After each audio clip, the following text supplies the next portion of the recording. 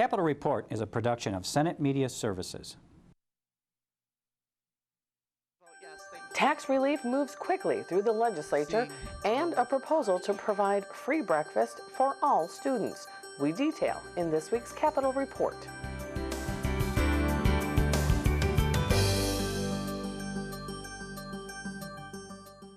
Hello, everybody, and welcome to this week's Capitol Report. I'm Julie Bartke. A bill providing roughly $400 million in tax relief moved quickly through the Senate following a public reprimand by the governor, who accused the Senate of sitting on the bill. Senate leaders responded, and by Thursday, the bill was out of committee and on the floor, and then it stalled. With respect to House File 1777, that the rules of the Senate be so far suspended as to give House File 1777 now on general orders, its third reading, and place it on final passage, and I'd like a roll call vote. We, on our side, are not willing to go along with suspending the rules and making an urgency out of passage of this bill today. This was a bill that was given to us literally, I don't know, an hour ago to read and to digest, and it is not a strict conformity bill.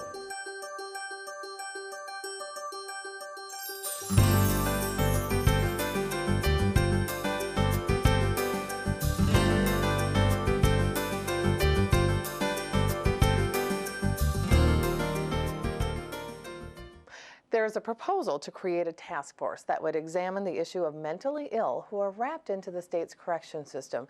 Joining me right now to talk about this legislation is Senator Barb Goodwin. Senator, thanks for joining us. Thank you, Julie. Let's begin with this issue and why did you decide to carry this legislation, first of all? Well, it goes back a ways for me. In 1985, I was working on a study for then Governor Perpich on deinstitutionalizing the state hospitals. My part of it was the economic impact to the communities where these 10 state hospitals would be closing.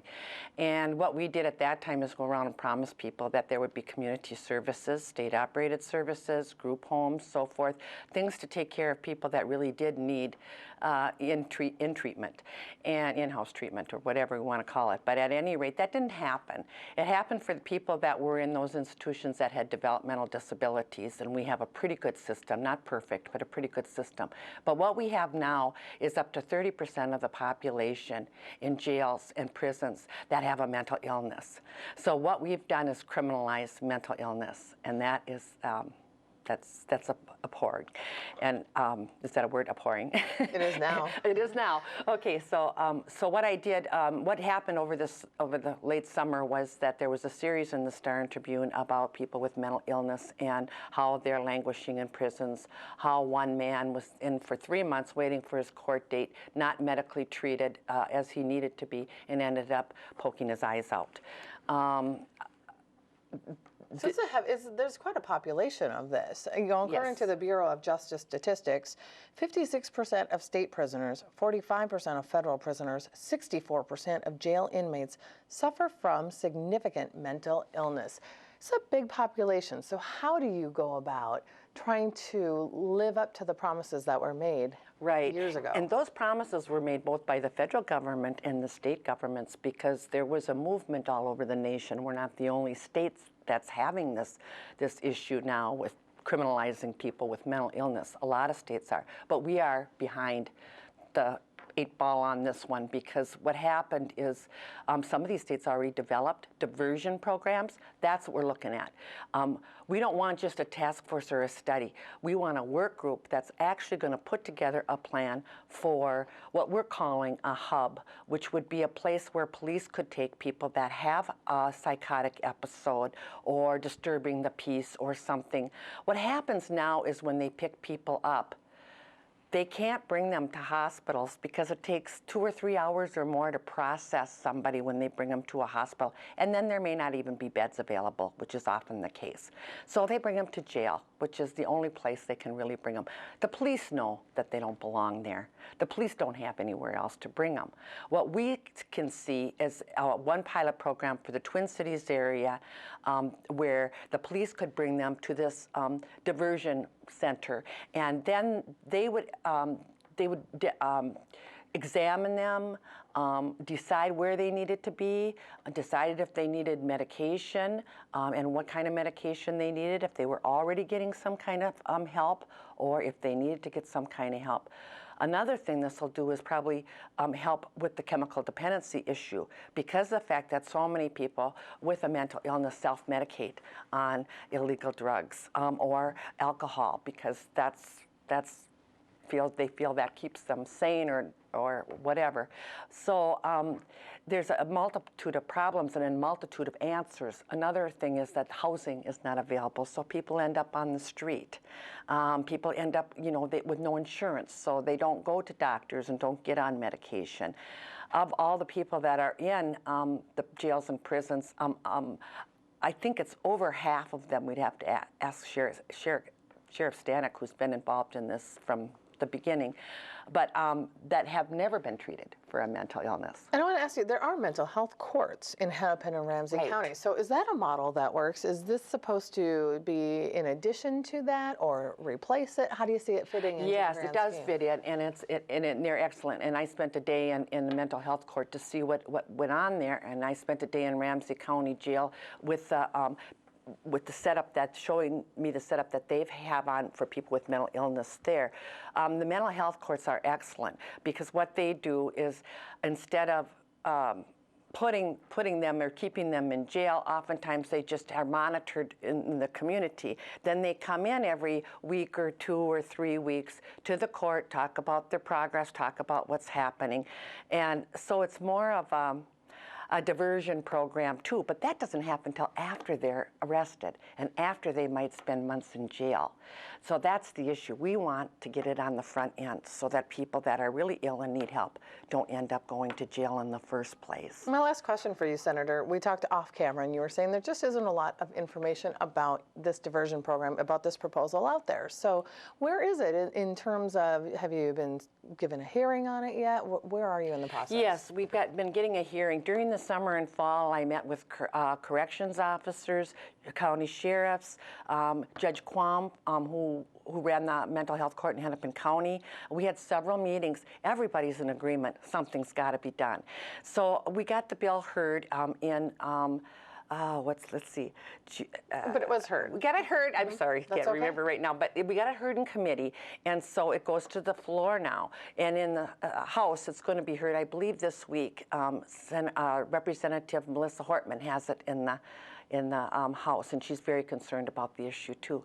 So then what we want is a group of these same kind of people that we worked with over the summer that really have knowledge of what's wrong with the system to get together and look at what some other states are doing. Florida, Orange County, Florida has a diversion program that is a wonderful example of what can be done, and they've been in operation for 10 years. We want to look at those models and see what we can model it after, how it's going to be funded, if we're going to have actual beds there, or if we're going to, use other facilities that are already available. And I really want this group to come back in January with an actual draft of a bill, not just a study that people are going to look at, because that's only the first step for what we need to do. We need to get housing. We need to get medication management. We need to make sure these folks get on insurance. And it's a big job, but society has failed. We have failed so far to do what we need to do. All right, Senator Barb Goodwin, we are out of time. Of course, we hope to get you back on here, especially next January when you do have a proposal. Thank you very much, Julie. Appreciate it. The studies are conclusive. Students perform better at school when they are not hungry. Senator Alice Johnson wants to ensure that every student starts the day with a full stomach. Senator Alice Johnson joins me now to talk about her longstanding goal of trying to have a universal school breakfast program. Thanks for joining us, Senator. Pleasure to be here. Let's begin with your proposal to expand the school breakfast program. Why is it so important to you? I think it's because I think it's so simple that wonder why we don't do this in order to help to close that achievement gap that everyone is talking about now. Maybe I can tell you about my background. In 1994, I had this idea when I was in the Minnesota House, and I presented a bill to establish a pilot program for free breakfast for all students in 4 certain schools, elementary schools we chose. That bill passed. Eventually it got up to 6 schools that were in the pilot program. And then after 3 years of that pilot, there was to be an evaluation by the Minnesota Department of Education. So in 1997, they did that evaluation. The results were so impressive. It was like reduced absenteeism, reduced visits to the nurse's office, reduced disruption in the classroom, increased scores in reading and math, and numerous things. The teachers found that they had more teaching time. At first, the teachers were skeptical. They thought it would take away their teaching time, but it showed so many good things. And then shortly after that, the administration changed, and I retired from the Minnesota House, and I decided that this would be a very good reason for me to go back to the Senate and get this passed. And Senator, very few, I didn't really see anything or anybody who argues that, that we shouldn't feed children breakfast. However, the arguments really surround about who should be feeding children breakfasts. And in committee, Senator Dan Hall really essentially, he summed it up by saying breakfast should be the responsibility of parents. How do you counter? Well, I think it is the parents' responsibility first, but if that doesn't happen, what do? We have very talented teachers. We have wonderful textbooks and curriculum, but I'll tell you what, if the child is hungry, they are not going to be able to be taught. And so, according to Hunger Free Minnesota, it's an organization, students in the state aren't taking advantage of free and reduced breakfast programs that already exist. They say that 29 million school breakfasts are missed every year, and that overall the usage is only 45%. So how would expanding this program help if it's not reaching the people it's intended to reach right now? Well, it's pretty clear with the studies and studies from the national level down to the local level that says there's a stigma attached. Now, none of us want to be known as not having the money to purchase lunch for our kids. We don't even like anybody to think of us as being poor. I say, I wouldn't want to go to a lunch if it was only for poor children. I wouldn't want to be in that group. So how do you get rid of that stigma? Give it to everybody. Because really, truly, the people from all levels of income sometimes have their children hungry at school. And it is not, they are not able to be as academically excellent as they could be. And that's why right now schools, many of them already on days when they have statewide testing, they give all the children free breakfast.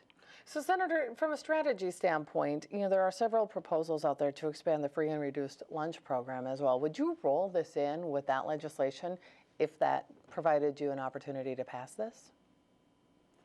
That thought came to me today, in fact, that if this bill doesn't go through on its own, there is certainly an effort to, could be an effort to attach it to a bill that takes care of lunch. And I do plan to present an amendment to that lunch bill that's coming up to say that no child can be turned away from having a lunch or to be served an alternative lunch.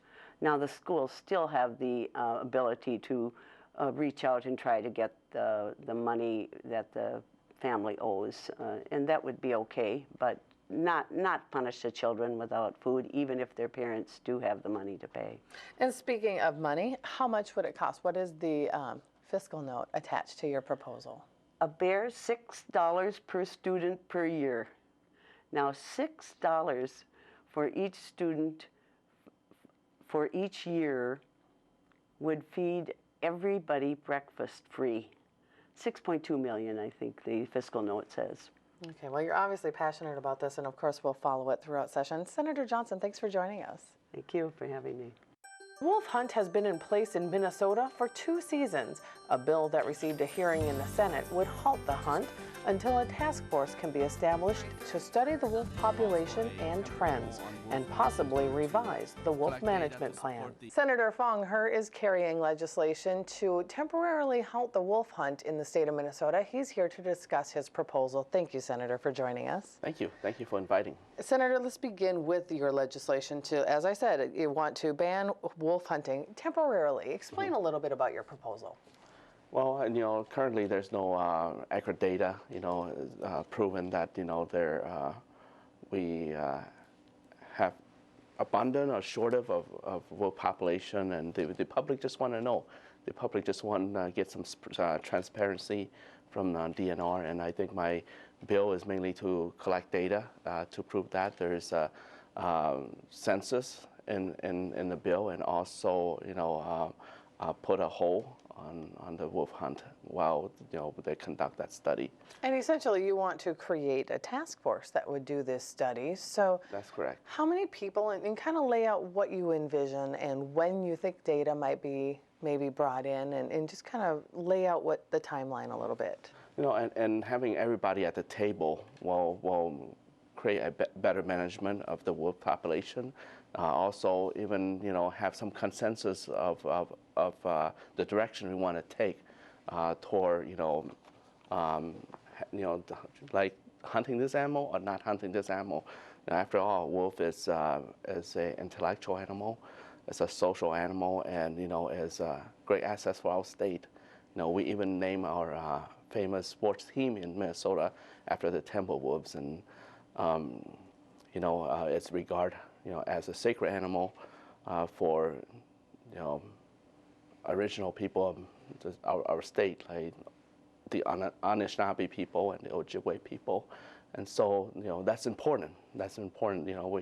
Before we turn any great animal like that into human sport or turn to small game, we should give them a little respect and collect some data. Well, and Senator, to that point, the Department of Natural Resources does have a wolf management plan. So what is it about their system that has you going, whoa, we need to do something a little bit differently here?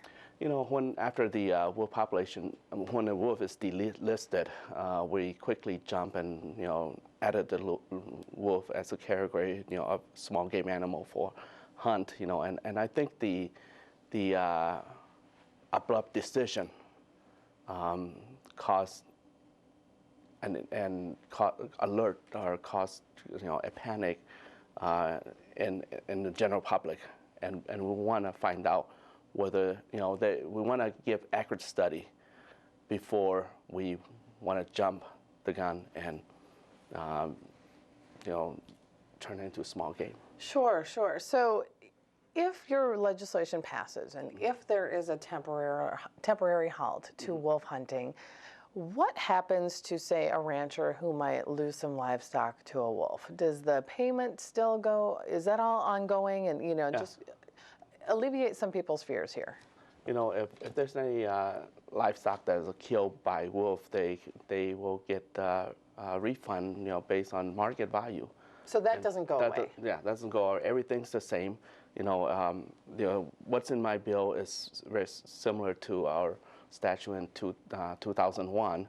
It just added the annual census, a task force, and an educational strategy to reduce conflict between wolves and humans. And Senator, this issue is typically very polarizing. It's very emotional. Have you had discussions with ranchers, farmers, the Department of Natural Resources? What have you heard from them, and do you think you can pull them into this process? Is there any way that this is something that there could be some kind of a compromise on? I think compromise on is like having a transparent method, and that will satisfy the general public as well.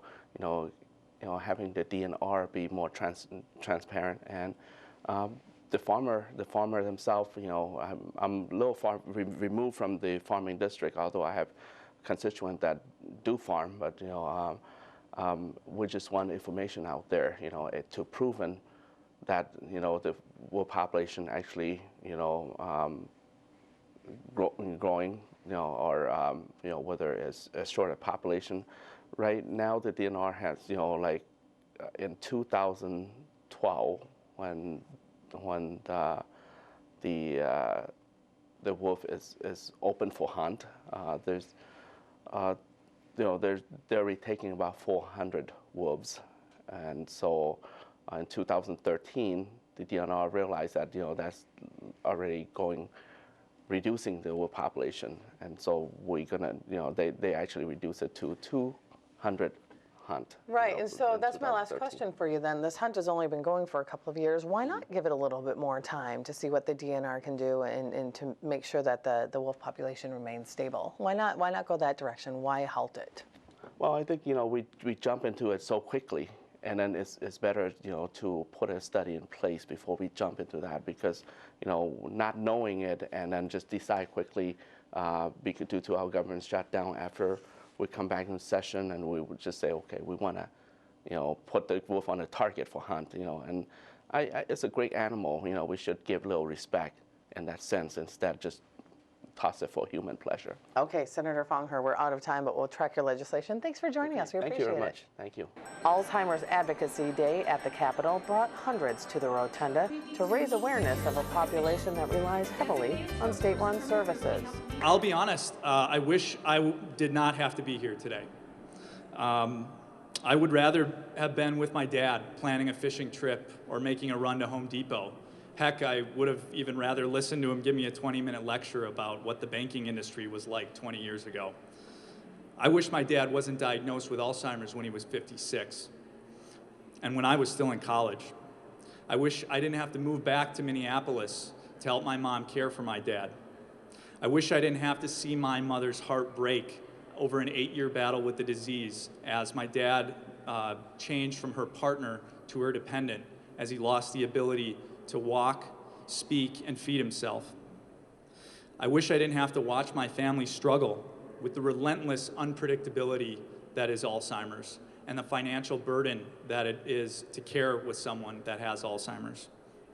And I wish I didn't have to sit by knowing that every day I would lose a little bit more of my dad while our family could place no hope in a treatment or a cure of the disease.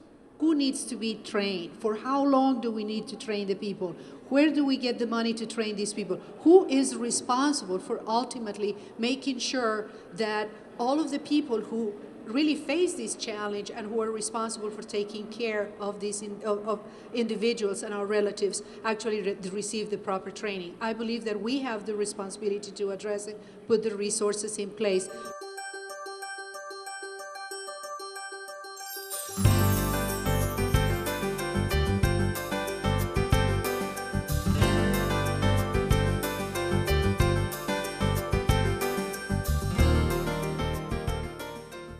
Senator Bill Ingrebrigtsen joins me now to talk about his perspective on this possible ban on wolf hunting. Thanks for joining us, Senator. We appreciate it. Fine. Good. Senator, before we get into Senator Hawj's legislation, kind of give us the backstory from when wolves were finally delisted from the federal endangered species list to the point where the hunt became available to Minnesotans in 2012. What was the process? It goes back a long ways, actually. They were put on the D list some years ago, actually, about approximately 10 years ago. Then they were taken off the list, and there was a technicality that put them back on. So 2012 was the first time that they were taken off the list, and there was a wolf management plan that had been put together by the DNR, and they were basically ready for the delisting process, which was a good thing, because that process was a kind of a lengthy process. And in 2012, we had our first take of the wolf, our first management of the wolf here in Minnesota. And many would argue that the DNR's wolf management plan and the hunt should not happen, and that there isn't enough studying being done. There isn't enough data on how many wolves really do exist, and that the hunt could truly decimate the population once again. Hence this possible ban to study this further. What do you think of that legislation? Sure, and wolf seems to be a real touchy issue, but like the other 50 animals in Minnesota, they need to be managed just like whitetail, like fox, like squirrels, rabbits. 50 different species in the state of Minnesota should be managed with numbers. And after the delisting, it should be known that Minnesota actually had the third highest population in the North American continent, second to Alaska and Canada.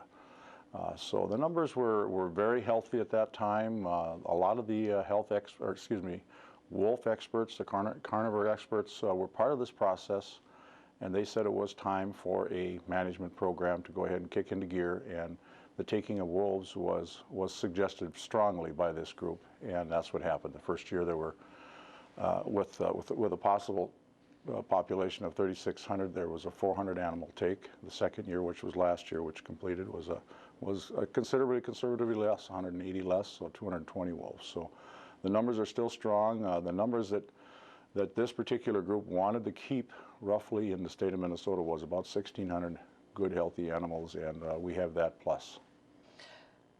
To you, in your opinion, is erring on the side of caution moving forward with the hunt, or would it be to hold back and study the animals further? Depends upon who you talk to. I talked to a lot of trappers. I talked to a lot of people that were around and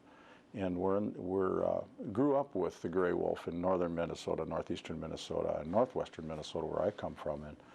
And they tell you that they will adapt. They will adapt to the seasons. They will actually be a healthier animal. They will go back into the deep woods, and they will live on what they did many, many years ago. And I think this is what the activists, the ones that really want to see this stop, that's what they want. They want them to be back in their natural state. And of course, when you have livestock producers in the state of Minnesota to get along with, and quite frankly, other domesticated animals, they become problematic when they get big numbers like this. And I think you're seeing the population of coyotes migrating south to the metro area. There's an awful lot of coyotes in the metro area, which you'd never seen, never heard of before.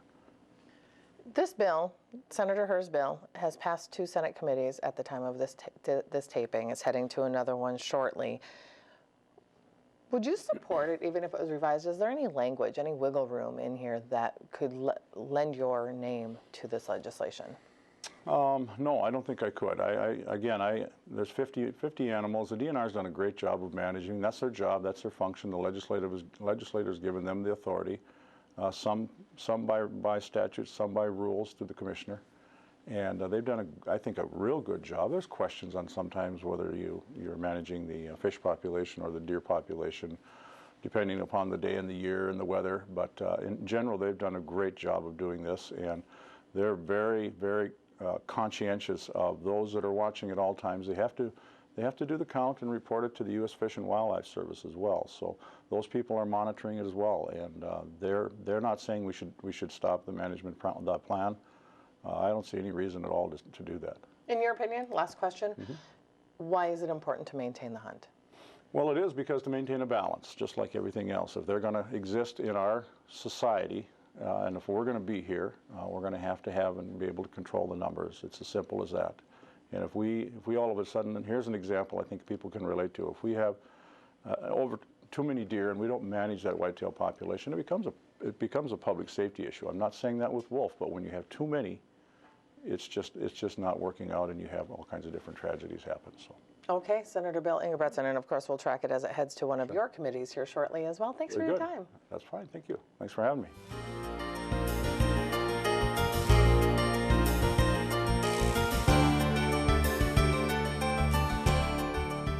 And that concludes this week's program. From all of us at Senate Media Services, I'm Julie Barkey. Thank you for watching Capitol Report.